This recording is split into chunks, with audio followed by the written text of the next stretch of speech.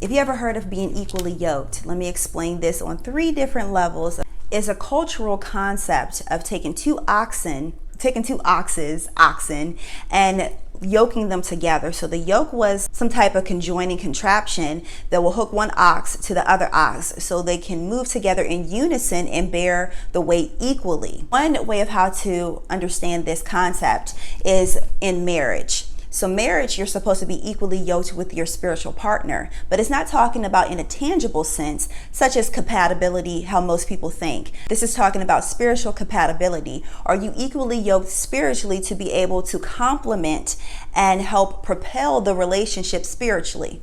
Concept 2 of being equally yoked. Being equally yoked with Christ. Come to me, all you that are worried and burdened, and I will give you rest. Take my yoke upon you and learn from me. This is taking on the spirit of Christ, taking on the frequency, taking on the consciousness of Christ to be equally yoked. So you can take on the Christ understanding, the Christ forgiveness, the Christ love, unconditional love, etc. to be equally yoked. It's like taking on the signature, the tag, the seal of Christ, so therefore you become equally yoked spiritually and consciously. And the third concept of being equally yoked is being equally yoked within yourself, mind, body, and spirit. Mentally, you're being equally yoked, the subconscious and the conscious mind being merged together to be equal. Being equally yoked in the body. We are all made of atoms, and those atoms are made of protons, electrons, and neutrons. Protons are positively charged, and electrons are negatively charged. So that is the yin and yang, being balanced, being alchemically balanced within the body to be completely healthy, to be equally yoked within the body. And spiritually equally yoked, talking about 2 different things. Energetically being equally yoked in the walk of life,